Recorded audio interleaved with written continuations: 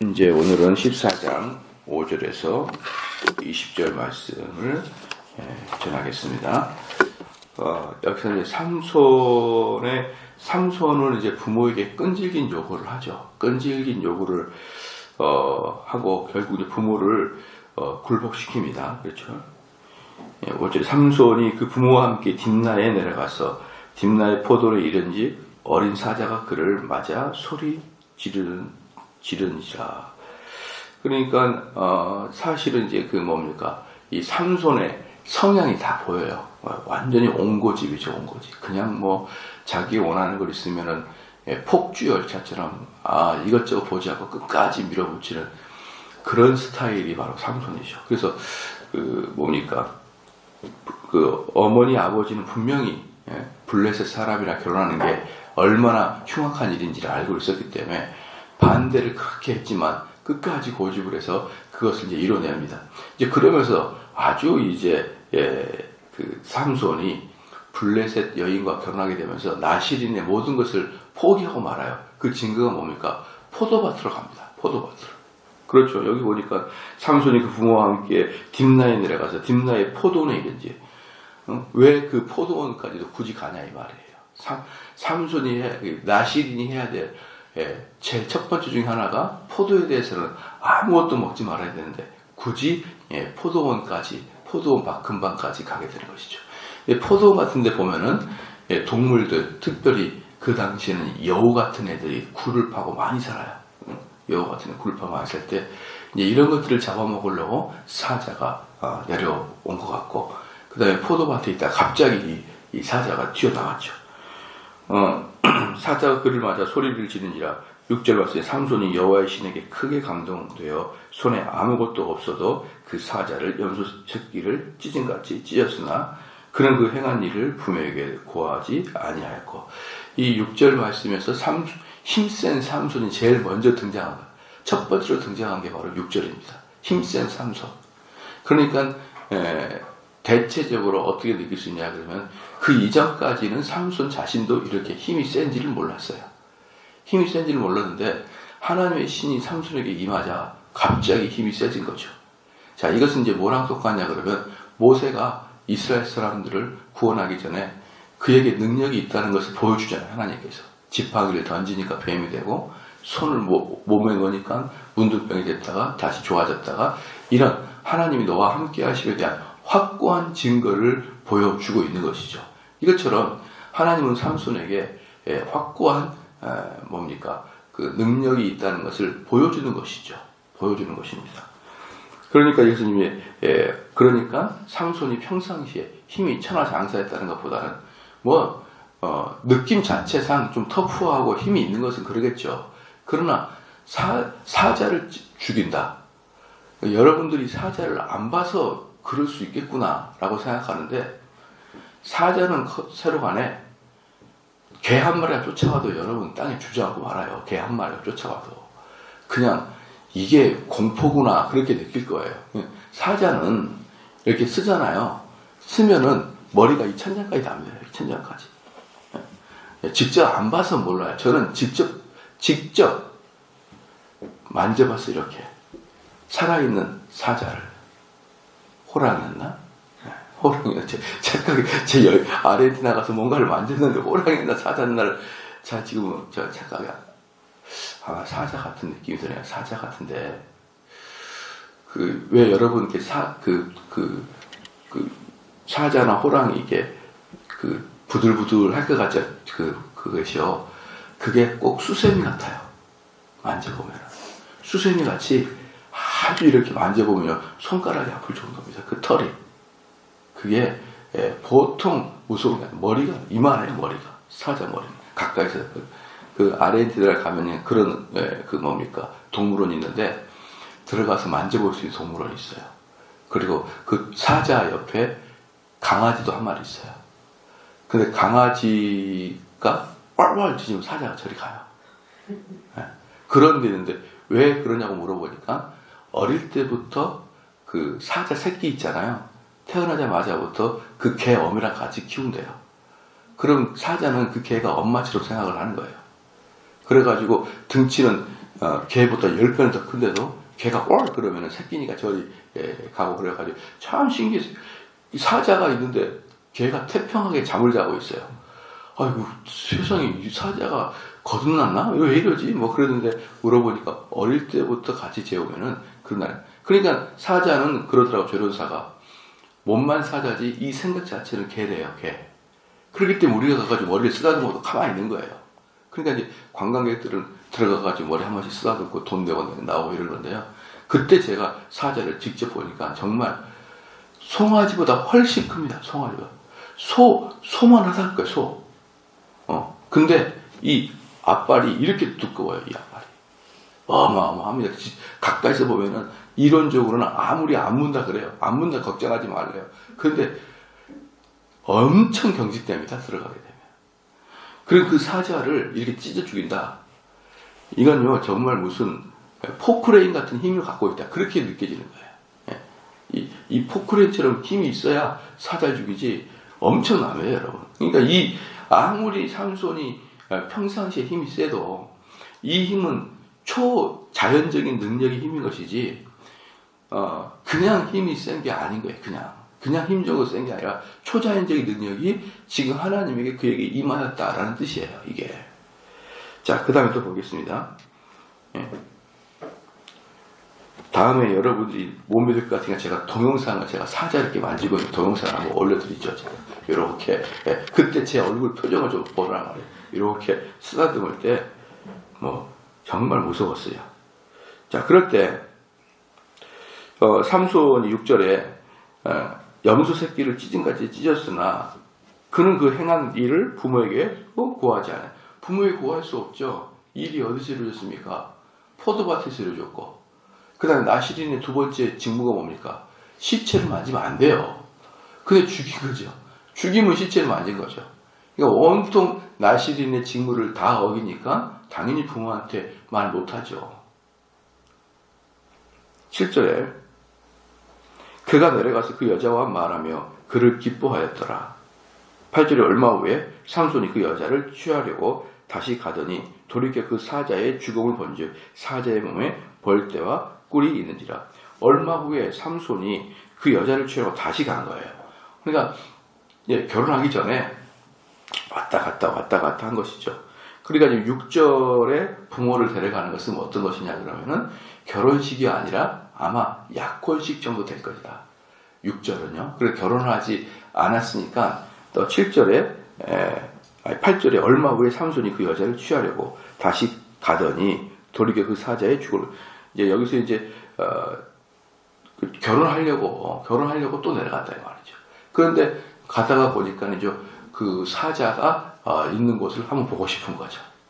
원래 그거 그렇지 않습니까? 범죄자는 범죄 현장에 다시 나타난다. 그것처럼 지나가다가 또 아버지 어머니 또 몰래 가보는 거예요. 부모님은 모르니까 삼손이 어떤 일을 했는지. 그런데 그 사자의 몸에 벌들이 꿀을 만들어 놨습니다. 여러분, 시체 끓은 것은 팔이지 벌이 아니죠. 그런데다가 어떤 꿀이 아마 그 후에 갔으니까 벌들이 거기다가 꿀을 했으면은 시체가 썩어 있었겠죠. 점점 부패되어 있을 것 같습니까? 근데 어떤 부패가 썩은 데다가 꿀을 만듭니까?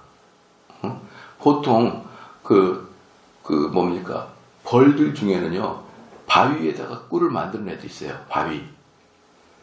바위에다가 꿀을 만드는 벌들이 있는데요. 이 시체나 썩어 있는 것에는 여러분 꿀을 만들지 않습니다. 그러면 이것은 무엇을 의미합니까? 삼손이 왔다 갔다 하는 것이 상당히 긴 시간 동안 왔다 갔다 했다고 보여주는 거예요. 지금 삼손이 잡은 사자가 완전히 썩어가지고 뼈만 앙상하게 남았다는 것을 알 수 있는 거예요. 뼈만. 그래야 거기다가 벌이 꿀을 만들지 시체에다가는 꿀을 만들지는 않습니다. 벌은 그것을 바위 같은 걸로 생각하고 그 해골 같은 데다가 아마 꿀을 만들어 놨을 거예요. 그렇기 때문에 이 삼손이 약혼을 하고 그 다음에 그 결혼하려고 할 때까지 오랫동안 왔다 갔다 했다는 것을 볼 수가 있고, 이제 그 중에 마지막 부모를 어떻습니까? 모시고 가가지고 정식 결혼하려고 갔다라고 보면 되는 것이죠. 그러니까 6절, 7절과 8절 사이는 상당한 기간들이 소요가 됐다라고 우리는 연산해서 추측해 볼 수가 있습니다. 그 다음에 또다시 한번 8절에 나시인으로서 범할 것을 또 범하죠. 그러니까 한번 범하면은 그 범하는 게 쉽습니다. 죄라는 게 특징이 있어요. 한번 범한 죄는 거기까지는 쉬워요. 또 모든 죄가 다 그렇습니다. 자, 그 다음에 9절에 손으로 그 꿀을 취하여 행하여 먹고, 굳이 손으로라는 이야기가 나온 이유가 뭐예요? 또 시체를 맞았다 그 말이죠. 취하여 행하여 먹고 그 부모에게 이르러 그들에게 그것을 들여서 먹게 하였으나 그 꿀을 사자의 몸에서 취하였다고는 구하지 아니하였더라. 이 9절 말씀 보면은 왠지 삼손이 좀 효자 같지 않아요? 그 맛있는 것을 그 또 아버지한테 드리는데 이것을 또 어디서 만들었다고 출처가 어디라고 말하면 아버님이 안 먹을까봐 또 이야기를 안 해요. 들으시죠? 약간 좀 효자 같은 느낌은 들어요. 거칠지만 부모에게 그래도 부모를 짠하게 여기는 그런 마음, 그런 그 사람들이 있지 않습니까? 10절에 삼손의 아비가 여자에게로 내려가매 삼손이 거기서 잔치를 배설하였으니 소녀는 이렇게 행하는 풍속이 있음이었더라. 이 삼손이 이제 아비가 여자에게로 내려가매 삼손이 거기서 잔치를 베풀었다 그랬어요. 그러니까 보통 이스라엘 풍속에서는요, 여성 집에서 잔치를 베푼 게 아니라 남성 집에서 잔치를 베풀었거든요. 이스라엘 풍습은. 그런데 여성 집에서 잔치를 베풀라는 것은 블레셋 풍습이었습니다. 블레셋 풍습.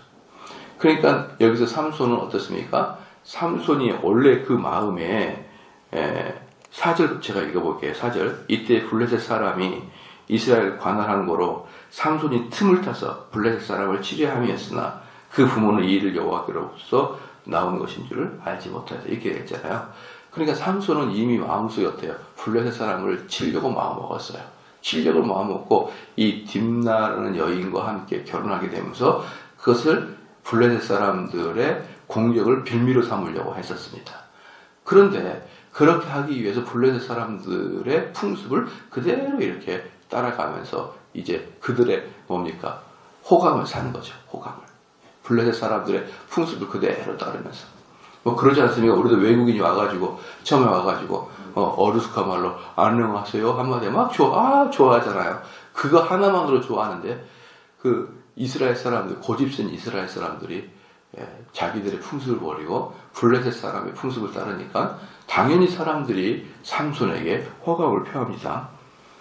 그런데 이제 재밌는 게 뭐냐면 무리가 삼손을 보고 30명을 데려다가 동물을 삼아 그와 함께 한지라. 재밌는 게 뭐냐면 이 무리가 누구냐면 남자들입니다. 남자들인데 여러분 이 고대도 마찬가지고 지금도 마찬가지고 이제 신랑이 이제 신부집에 와요. 그러면 신랑이 신부집에 오면 그 신랑을 맞이한 사람들은 주로 신부들의 여자친구들이 맞이하죠. 그게 자연스럽지. 만약에 여러분 생각해 보십시오. 어느 지방에 결혼하러 갔어요. 아내를 만나러 갔는데 그 지역에 총각 30명이 있다. 그래서 맞이하러 온 게 아니라 왠지 나를 뚜들겨 팰 것 같은 그런 느낌 안 드세요? 여성들이 잔치할 때 여성들이 와야지 그 새로운 남자도 좀 긴장이 풀리고 그러지. 원래 남성과 남성은 싸울 때 만나는 거지 이런 때 잘 만나는 거 아니거든요. 그런데 딱 가니까 30명의 젊은 남자들이 딱 온다. 자, 이것은 사실은 아주 웰컴한다는 분위기라기보다는 왠지 사나운 분위기예요. 왠지 마리아 동무고 마리아 같이 그 사람을 즐기고 환영한다고 말하지만 실질적인 분위기는 어때요? 상당히 민감한 상황으로 여러분 들어가고 있는 것이죠. 그러니까 이때 왜 남자 30명을 보냈는지는 알다가도 모르겠지만 이 상황은 상시 다른 지역에 있는 사람하고는 싸움을 할 수밖에 없는 그런 위치가 되는 거예요. 그러니까 12절 말씀에 삼손이 그들에게 이르되 내가 너에게 수수께끼를 하리니 잔치하는 7일 동안 너희가 능히 그것을 풀어서 내게 고하면 내가 배옷 30벌과 겉옷 30벌을 너희에게 주리라. 이 남자들이 또 모이니까 어때요? 이제 국가적 자존심으로 내가 수수께끼를 낼 테니까 너희는 똑똑하니까 다 풀 것이다. 이렇게 또 삼손이 또 약간 빈정거려요. 빈정거리면서 너희가 풀면은 내가 옷 30벌을 줄게. 그럼 너희가 못 풀면은 나에게 주라. 이렇게 아주 게임을 자극합니다. 저희 그 교회에 그 형제 중에 정준철이라는 형제가 있어요. 정준철이.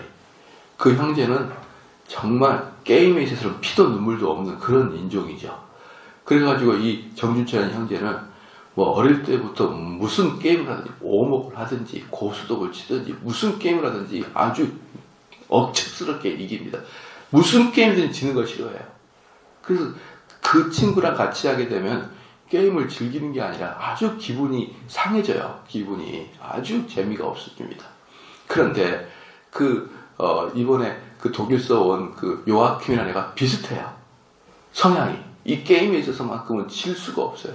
그래가지고 이 요아킴이라는 형제가 독일 살다가 우리나라에 와가지고 PC방에 가가지고 또 고스톱을 배웠어요. 또 배워가지고 둘이서 박 터지도록 싸우는데 국가의 자존심이야.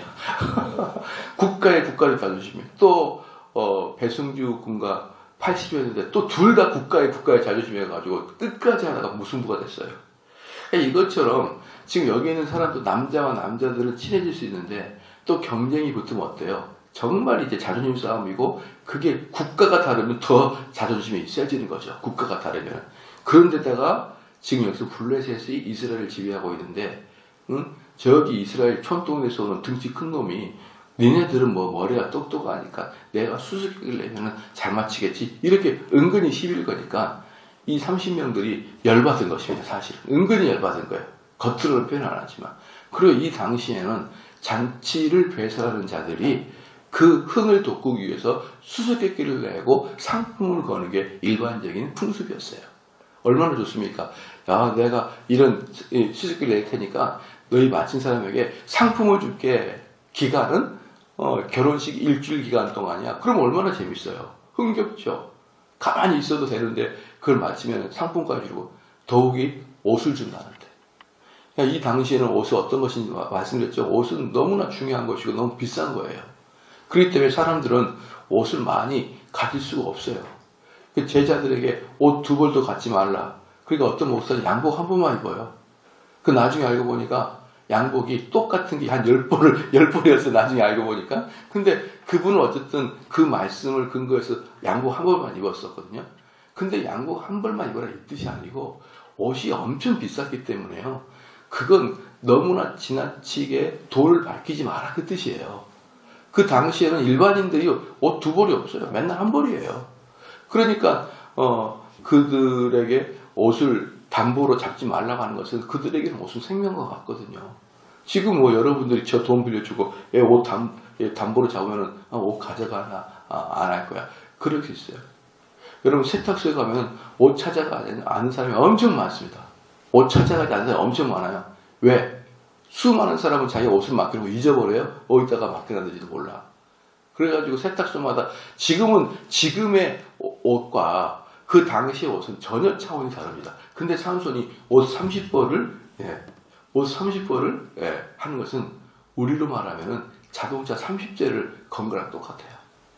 제가 여러분 결혼식 때 우리 아들 결혼식 때 여러분 다 왔어요. 일주일 동안 마치면 차 30대 겁니다. 그러면 얼마나 그 잔치 분위기가 좋을까요? 이야, 정대호 목사님이 훌륭한 아들을 이루더니 그냥 30대의 차를 그렇게 공약을 걸었구나. 그럼 잔치가 얼마나 즐겁겠냐고요. 그 당시의 분위기가 이런 분위기였어요.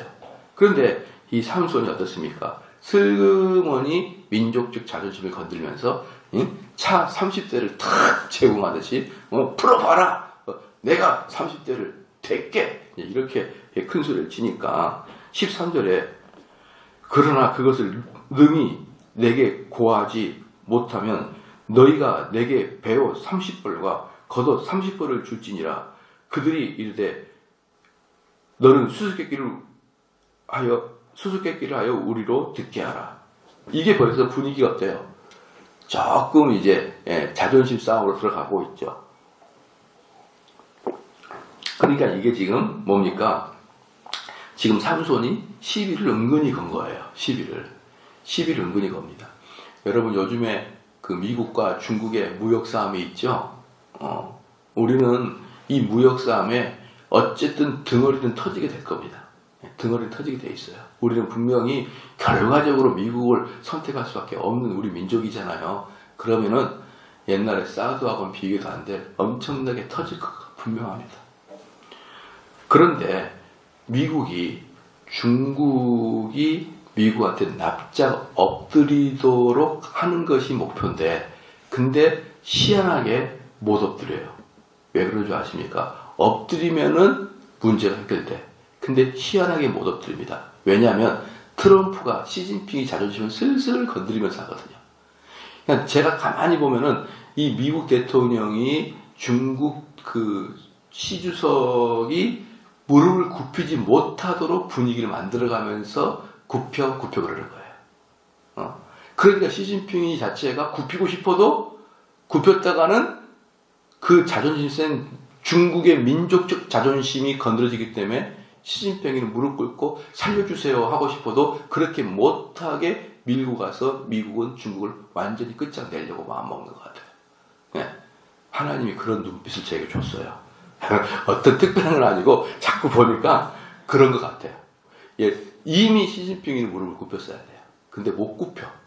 굽혔다가는 중국인들이 자존심이 너무 상해가지고 그렇게 될 것 같아요. 만약에 굽히게 되면은 정치적인 목숨까지도 보장할 수 없을 정도로 트럼프가 계속, 제가 옛날에 몇 년 전에 중국 갔을 때 중국이 그때 G2라고 얼마나 목에 힘을 뻑뻑이 줬습니까?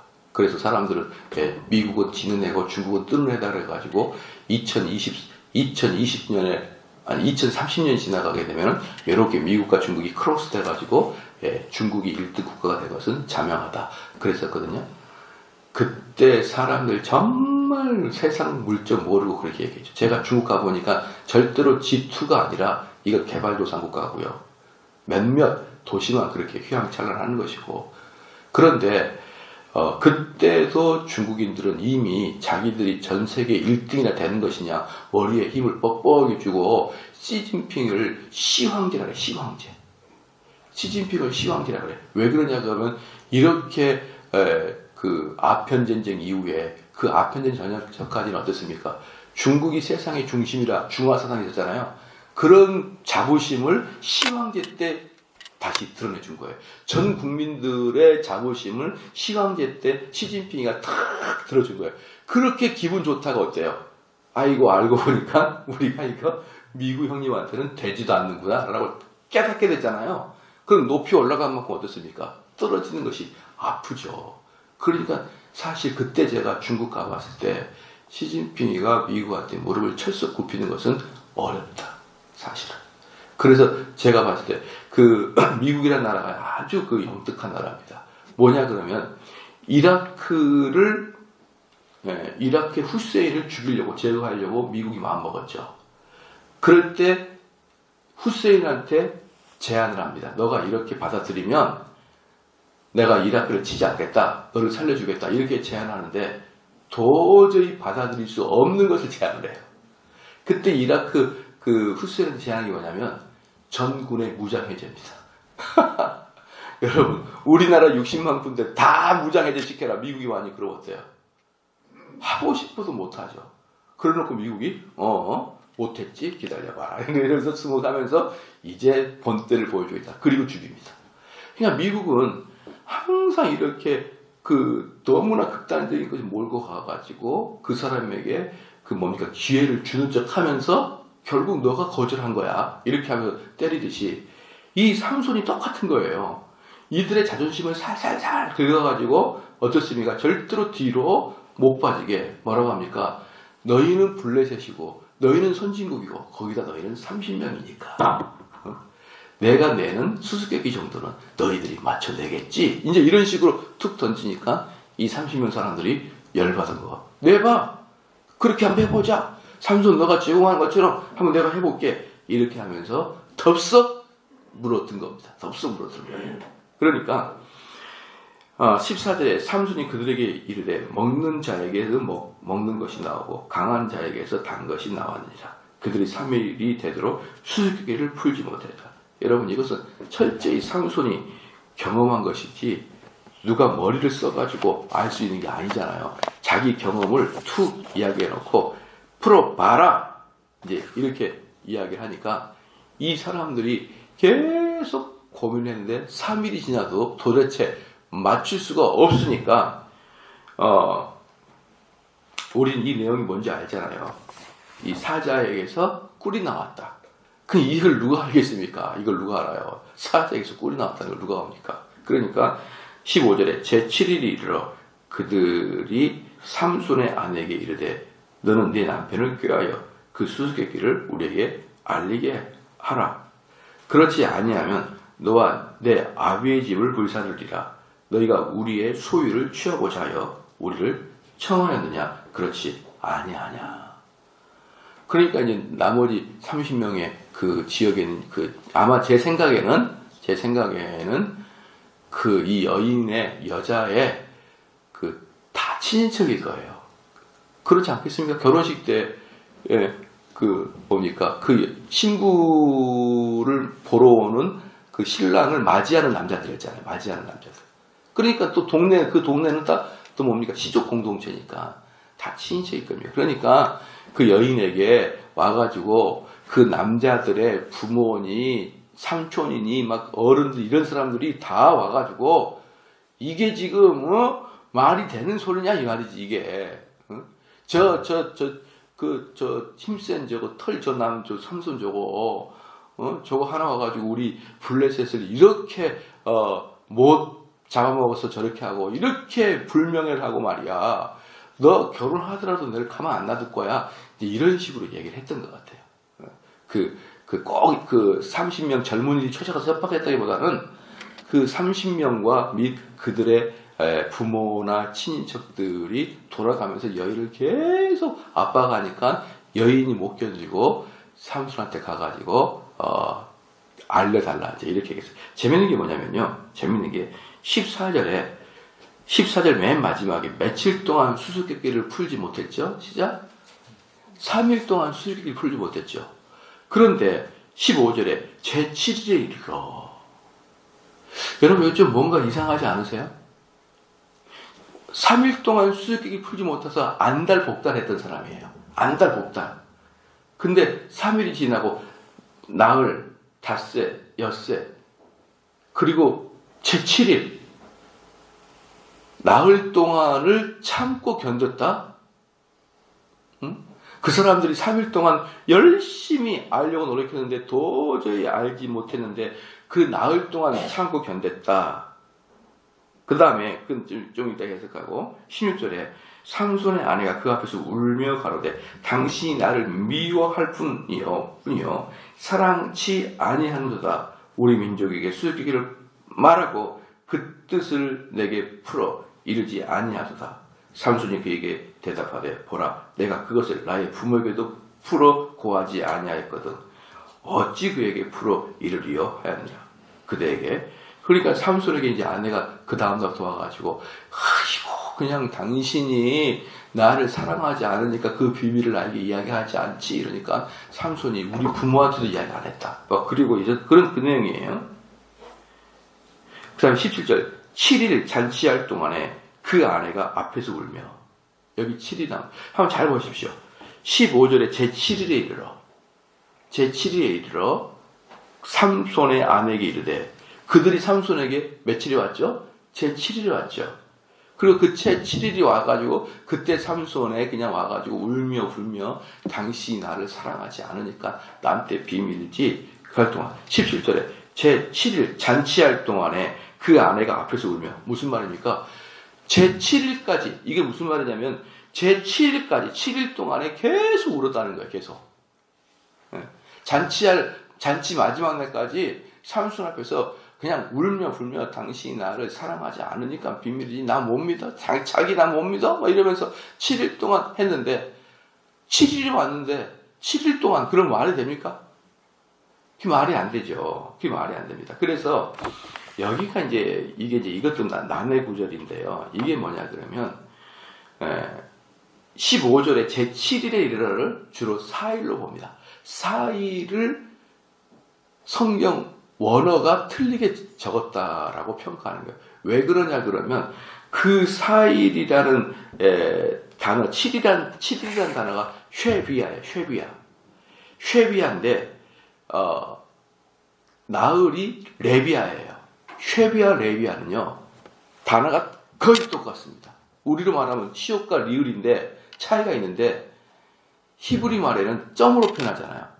히브리 글자는 특징이 점이에요. 그 특징이 점인데 그게 거의 비슷하게 생겨요. 비슷하게.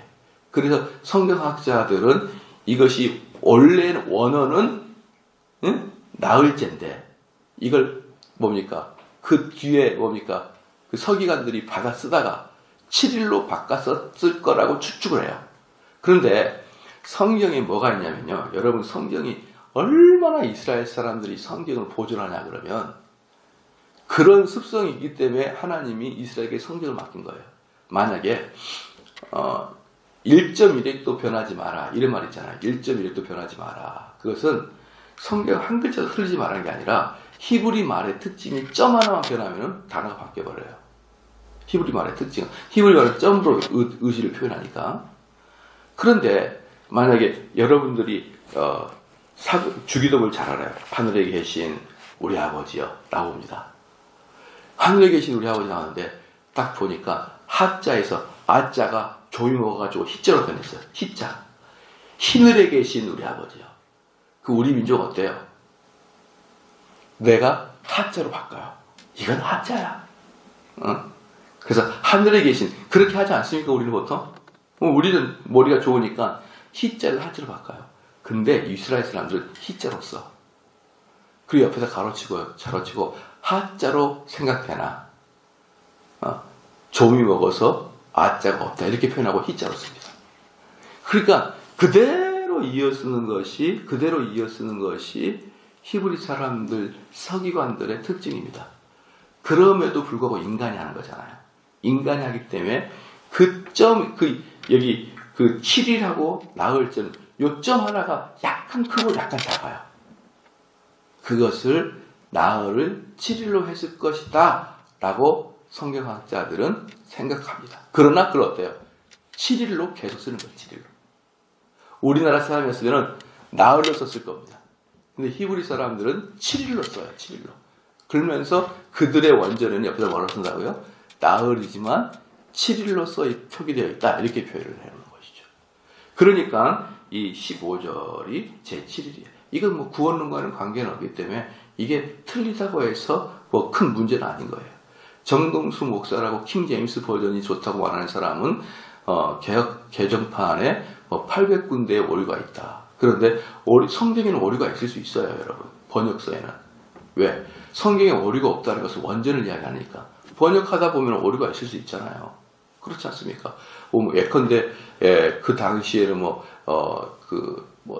우리로 말하면 막 쑥이다 그랬는데 꼭 쑥이 아닐 수 있잖아요. 우리나라 어법으로 표현할 수 있지 않습니까? 그것처럼 오류는 있을 수 있지만 우리 청교도들 개혁주의자들에게 성경의 오류는 뭐냐 그러면 구원론의 오류예요. 구원론의 오류. 단어의 오류는 그렇게 우리는 신경을 쓰지 않습니다. 단어를. 사실은 말입니다. 야곱의 형이 에서인지 아서인지 그게 뭔 필요가 있어요? 에서인지 아서인지 에라인지 그 무슨 필요가 있습니까? 그런 단어에 오류가 있다고 해서 여러분 우리가 구원에 문제가 있느냐? 아니거든요.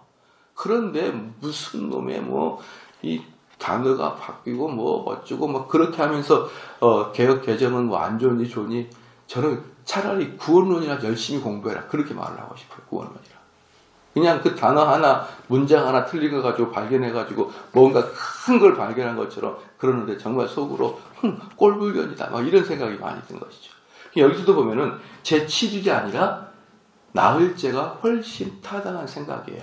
그 나흘째 때부터 뭡니까? 16절에 보면 나흘째 때부터 언제까지? 7일 동안, 나흘째부터 마지막 7일 동안 이 여인이 삼손이 무릎팍에서 울며 불며 가르쳐 달라 했다. 이게 훨씬 합리적이죠.